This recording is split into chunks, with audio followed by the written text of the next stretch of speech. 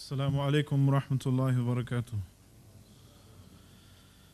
أعوذ بالله من الشيطان الرجيم. بسم الله الرحمن الرحيم. الحمد لله رب العالمين والصلاة والسلام على أشرف الأنبياء والمرسلين نبينا محمد وعلى آله وصحبه أجمعين. I must admit I was quite shocked when I was mentioned after that glowing kind of introduction.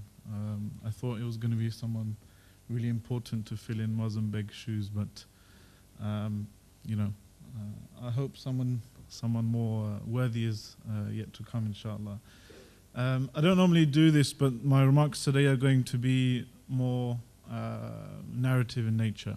I'm going to be telling the story about my adventures with Prevent and the legal system.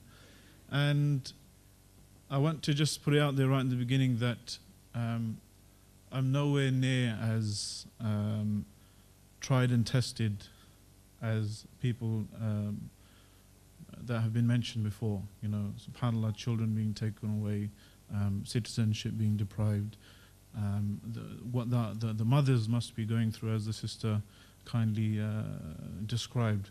I want this to be a more positive, happy story within the context of Prevent, as happy as it can be. So, how long do I have? 15 minutes? Okay. About a year ago, I woke up to a barrage of texts on my phone, some from people here, saying, you know, what have you done? I said, what do you mean? They said, seriously, what have you done? Your name's been mentioned on 10 Downing Street press release. So, you know, I woke up properly, searched for my name, and there it was, lo and behold. Amongst about 5 other people, it was mentioned as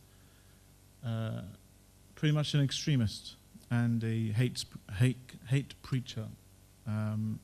And this was reported by many news agencies as allegedly naming and shaming universities for hosting so-called hate preachers and extremists, you know, radicalizing young minds and so forth. And this was in order to help universities discharge their obligations under the Counter-Terrorism and Security Act. By then it was an act which Asim talked about a bit. And in particular, it was the part of the act which says, and remember this because it's going to be important later on in the story, a specified authority must, in the exercise of its functions, have due regard to the need to prevent people from being drawn into terrorism. Okay? So, just remember that, it's going to be coming up later on.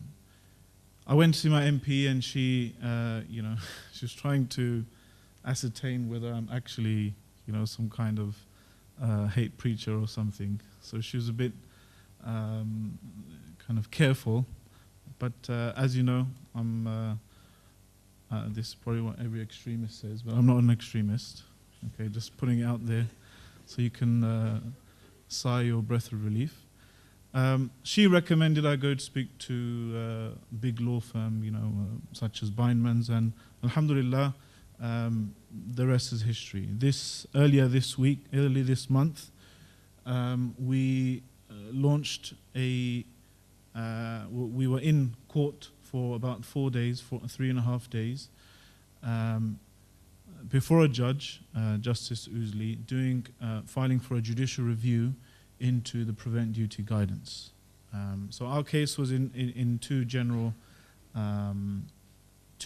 grounds. Okay, number one, we argued that the Prevent Duty guidance, particularly when it applies to universities and higher education bodies, because that was the context of the initial press release, the Prevent Duty guidance is unlawful. Okay, that is what we were arguing, and I'll explain why that is. And the second grounds for challenge was the so-called extremism analysis unit the actions of this EAU, previously kind of mysterious, enigmatic unit within the Home Office somewhere, we argued that the EAU had breached Data Protection Act and other laws in its collation and harvesting of information of citizens without their knowledge, to make judgments on people whether or not they are extremists. Okay, so number one was the prevent duty guidance is unlawful, and number two, it was to do with the state or arms of the state investigating and building profiles of individual citizens without their knowledge and recourse to challenge. So number one,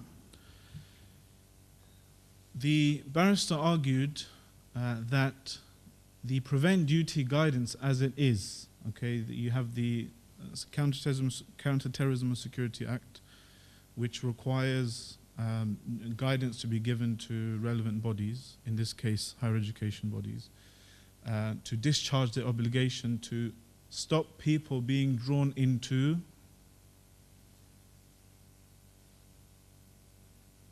terrorism, right? Thank you, Azad. And don't all jump at once next time.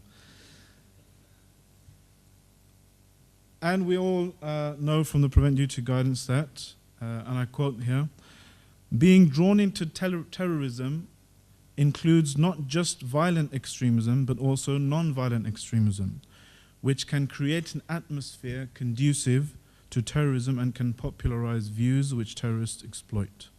Prevent duty guidance to universities. Now, our legal argument was simple. What Parliament actually authorized in the Counterterrorism and Security Act was stopping people being drawn into terrorism. Okay? What the prevent duty guidance does, and in a very confusing and unclear manner, is ask universities and higher education bodies to prevent people being drawn into non-violent extremism. And as the argument goes, therefore the prevent duty guidance is ultra vires, outside of the powers of the government to issue guidance on. And as our barrister argued, if Parliament wanted to stop people, the government to stop people being drawn into extremism, then they would said so. But they asked the government to stop people being drawn into terrorism. Okay. And importantly, throughout the case, the legal team and many expert witnesses with their written statements challenged the premise in the first place of there being some kind of causal link between non-violent extremism, so-called non-violent extremism, and terrorism, as defined in the Terrorism Act. Okay, I think one professor put it quite well that it's actually paradoxical to assume that something called non-violent extremism can cause terrorism, because then it wouldn't be called non-violent extremism. So the barrister argued that Parliament asked the government to stop or to put policies and guidance into place to stop people being drawn into terrorism, not stop people being drawn into less than terrorism. And he said, if you imagine a Venn diagram, okay, there's a small circle of terrorism, okay, as defined by whatever Terrorism Act, okay, political violence and so on and so forth. And there's a huge circle around that called extremism or non-violent extremism. And he said, and these are his words, if there are policies put in place against extremism, it will affect an extraordinary large number of people who have nothing to do with terrorism. And then he quoted some expert witnesses, and this part wasn't really good for my ego. He said Plato and even Jesus Christ alayhi salam, would be considered as non-violent extremists here. Right? And a very nice display to the judge. He said, today's extremists are yesterday's dissidents, communists or heretics. The defense for the government was, and this was a refreshing change from what we're accustomed to. The government flat out came out and said they don't believe in a conveyor belt theory, in brackets, anymore. And they said, and I quote, the government does not consider that extremism is either a necessary nor sufficient condition for terrorism. Okay? Now it might seem a bit paradoxical given what we just read before. I'll just repeat it. The government does not consider that extremism is either a necessary or sufficient condition for terrorism.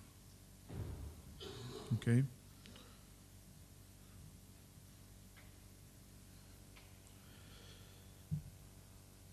Another type of another part of the defense from the government's point of view was that the prevent duty guidance is not obligatory, rather it's a recommendation. Okay, so universities are not obliged, apparently, with a particular outcome in mind.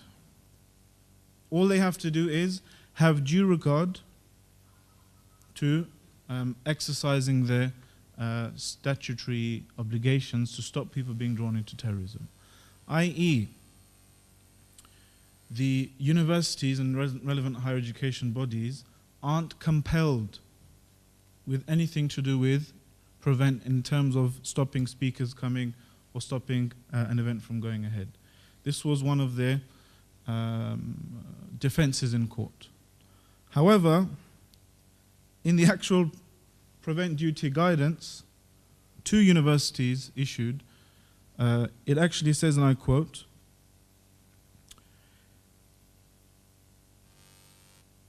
it's a long paragraph, so I'll quote the relevant part. In these circumstances, the event should not be allowed to proceed except where universities are entirely convinced that risks can be fully mitigated without cancellation of the event. This includes ensuring that whether the event is being allowed to proceed, speakers with extremist views could draw people into terrorism are challenged with opposing views as part of the same event rather than a separate forum. And where universities and higher education bodies are in any doubt that the risk cannot be fully mitigated, they should exercise caution and not allow the event to proceed. Okay? Now, this is the prevent duty guidance as given to universities and higher education bodies. In court, however, the government was arguing that it's not obligatory to follow the guidance, that they're not demanding a particular outcome, right? Now, there was something, we wanted to go a bit further and challenge the actual mentioning of terror groups and ideologies and so forth. So our legal team, they argued that in terms of when they talk about ideology shared by a terror group, our barrister said, ISIS purportedly, it claims to believe in a state based on Sharia law. Does that mean that any state, any belief of a state based on Sharia law comes under those things that must be prevented? He said, he appealed to the judge that you and I may disagree with that belief. Voltaire may have disagreed, but that's a view he would have died defending the right to say. In summary, I found that this was a very educational experience for me. And I've said to many people, and people have said to us, that the Muslims right now in this time in our history, in this part of the world, are the vanguard for everyone else. It might be Muslims today who are being tested with the brunt of preventing these types of laws and legislation. But if history has told us anything, that when people in power get the taste to arbitrarily restrict types of speech and action they don't like, which is lawful, it's only a matter of time before that circle of inexpressible opinion grows wider and wider and wider. And I think I applaud the work of Cage and anyone else doing such work, and I hope that we can move forward to a common beneficial outcome for everyone. Jazakumullahu khairan wa sallallahu wa sallam wa barak ala nabiyyina Muhammadin wa ala alihi wa sahbihi ajma'in.